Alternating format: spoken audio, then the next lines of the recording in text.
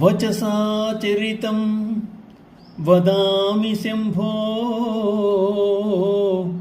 అహం ఉద్యోగ విధాసు తే అప్రసక్తః మనసా కృతిం ఈశ్వరస్య సేవే శిరసా చైవ సదాశివం నమామి.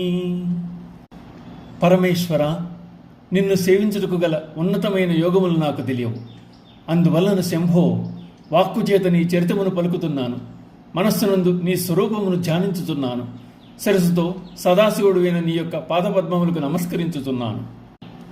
మనస వచస శిరస యథాశక్తి నిన్నే సేవించుకుంటున్నాను అంటున్నారు శంకరాచార్యుల వారు శివునితో.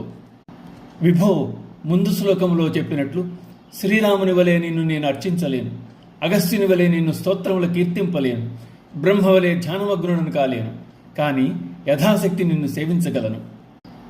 నీవు నాకు మనోవాక్కాయములను ప్రసాదించావు.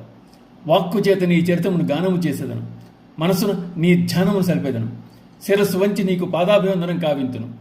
త్రికరణ శుద్ధిగా నేను చేయు పూజను స్వీకరించు, నన్ను అనుగ్రహించు అని శంకరులు ప్రార్థిస్తున్నారు.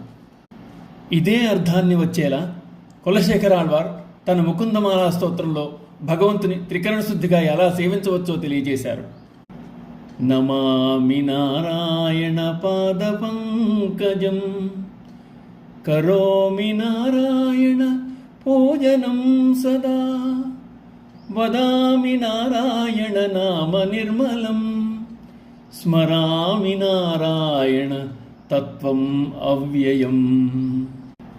అనుక్షణము నేను నారాయణ్ణి పాదపద్మములకు నమస్కరింతును, నారాయణ్ణి పూజించెదను, నారాయణ్ణి పవిత్ర నామమును ఉచ్చరించెదను, ఎప్పటికీ తరిగిపోని నారాయణ తత్వమును మనసులో ధ్యానించెదను అన్నారు కులశేఖరాళ్వారు. త్యాగయ్య, అన్నమయ్య, రామదాసు వారి వారి కీర్తనతో భగవాన్ని గుణగణములను ఆయన మహత్వమును గానము చేసి ముక్తి పొందారు. ఆంజనేయ స్వామి రామనామం ధ్యానం చేస్తూ ఉంటారు. ఆయన మనసులో ఎల్లవేళలా రామనామ స్మరణం మ్రోగుతూ ఉంటుంది. ఇక శేష సాహిక్యం రొక్కు శిరము శిరము అన్నారు పోతనామాత్యుడు. వీరందరూ సేవాతత్పరులే, త్రికరణ శుద్ధిగా భగవంతుడు సేవించిన వారే. అందుచేత శంకర భగవత్పాదుల వారు సులభంగా భగవంతుడిని చేరుకునే విధం వివరిస్తూ యోగ సాధన వంటివి చేయలేని వారు వాక్కుతో ఆయన చరితమును వచించి మనసునందు ధ్యానించి శిరముతో పాదములకు మ్రొక్కి ముక్తిని పడేయవచ్చునని అంటున్నారు. ఓం నమః శివాయ.